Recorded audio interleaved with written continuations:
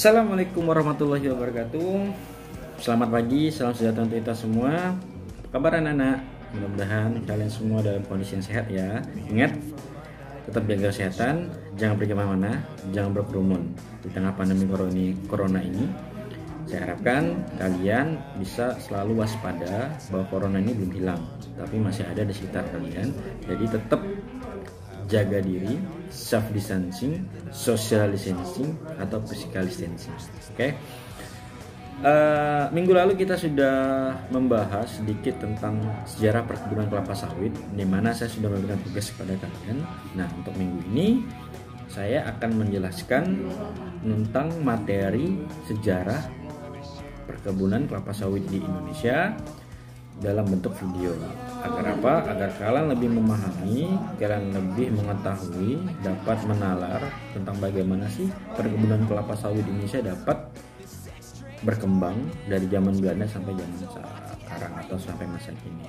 Untuk itu perlu saya ingatkan juga, mungkin bagi anak-anakku semua yang belum mengerjakan tugas, saya harap tugasnya dikerjakan dan dikumpulkan ya. Saya tunggu untuk yang sekarang, saya tunggu sampai hari Selasa tanggal 1 September 2020. Bagi yang belum mengerjakan tugas, tolong itu dikerjakan. Oke. Sekarang kita mulai ya dengan pembelajaran sejarah perkebunan kelapa sawit. Nah, silakan lihat di sebelah kanan saya. Nah, ya, saya tunjukkan.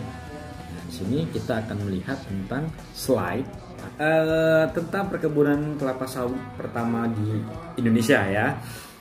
Pada mulanya, pemerintah Belanda tidak ingin atau tidak mau mengembangkan kelapa sawit di Indonesia karena dianggap kelapa sawit itu bukan merupakan tanaman yang cocok atau dapat menjadi komoditas unggulan di Hindia Belanda atau di Indonesia pada masa itu.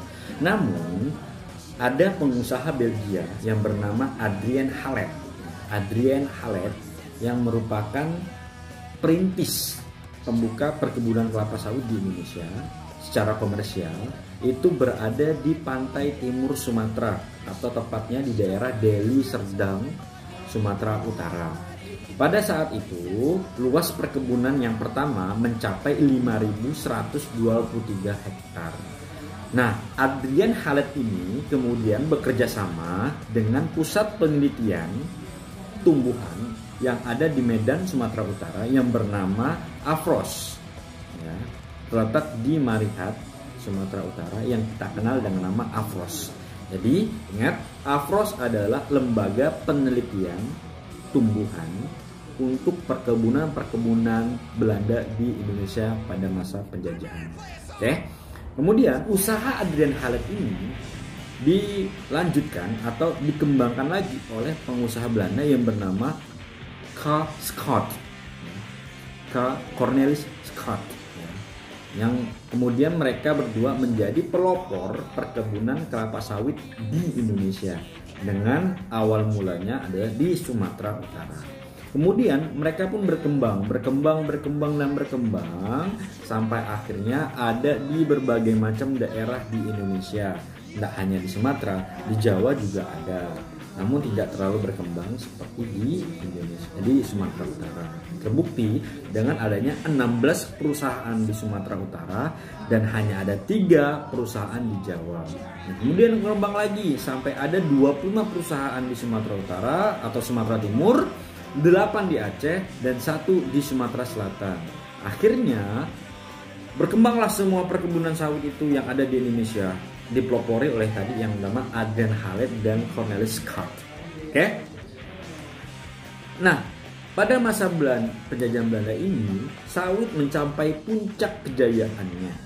Artinya pada saat itu Indonesia adalah pengekspor atau produsen sawit terbesar di dunia sebelum era Perang Dunia Kedua. Artinya perusahaan-perusahaan Belanda menjadi pionir dalam usaha perkembangan perkebunan kelapa sawit di dunia. Diikuti oleh Malaysia, namun tidak terlalu berkembang. Lalu kemudian meletuslah Perang Dunia Kedua dan kita tahu Indonesia dijajah oleh Jepang. Jepang sendiri itu tidak berniat untuk mengembangkan perkebunan kelapa sawit. Akibatnya, perkebunan kelapa sawit yang ada di Indonesia menjadi terbengkalai dan rusak. Ada yang rusak karena alam, karena tidak dirawat, tumbuhannya banyak dan lain sebagainya, hama dan tumbuhan-tumbuhan yang mengganggu tanaman sawit itu banyak. Akibatnya perkebunan itu menjadi rusak. Ya.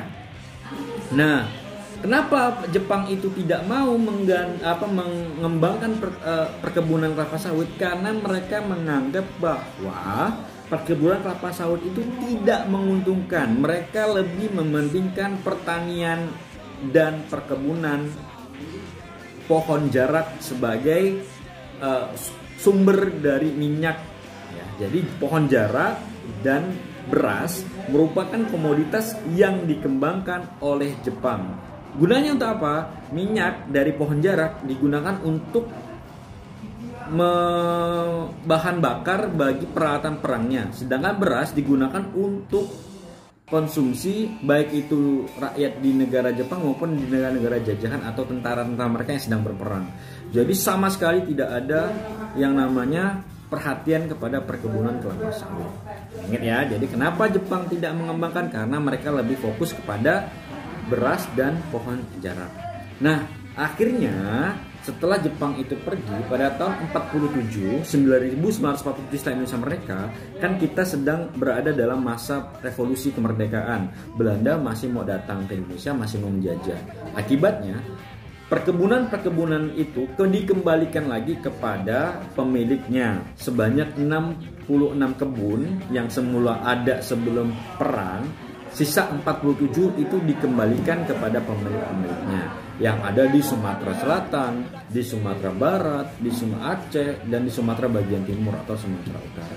Nah, barulah itu muncul lagi perkebunan dikembangkan lagi, namun banyak yang sudah rusak dan tidak bisa ibaratnya direnovasi lah ya, atau diperbaiki lagi. Kemudian masuklah kepada masa Orde Lama atau tahun 57 sampai tahun 68 ketika masa Presiden Soekarno memimpin, perkebunan kelapa sawit itu dikembangkan lagi, namun belum mencapai taraf yang tinggi, bahkan sampai kalah pada saat itu dengan Malaysia. Indonesia kalah dengan Malaysia karena pada saat itu Malaysia tidak mengalami pergolakan kemerdekaan. Indonesia sedang terjadi revolusi kemerdekaan. Akibatnya ya sumber daya kita tidak diurus secara maksimal. Akhirnya kita disalib oleh Malaysia. Dan itu berlangsung sampai Orde Baru tahun 67 sampai 98. Nah, ketika masa Orde Baru ini, pemerintahan era Presiden Soeharto mulai berpikir untuk mengembangkan kembali kelapa sawit sebagai komoditas perkebunan utama di Indonesia dengan membuka sebuah sistem yang kita kenal dengan nama perkebunan inti plasma atau perkebunan inti rakyat. Nah, skemanya seperti apa? Nanti kita akan jelaskan lagi di pertemuan selanjutnya, yaitu tentang perkebunan kelapa sawit pada masa Orde Baru. Ya, ingat ya. Jadi minggu depan kita akan membahas tentang sejarah perkembangan perkebunan kelapa sawit pada masa Orde Baru. Untuk hari ini cukup sekian. Nah, akhirnya wabillahi taufiq. Assalamualaikum warahmatullahi wabarakatuh. See you.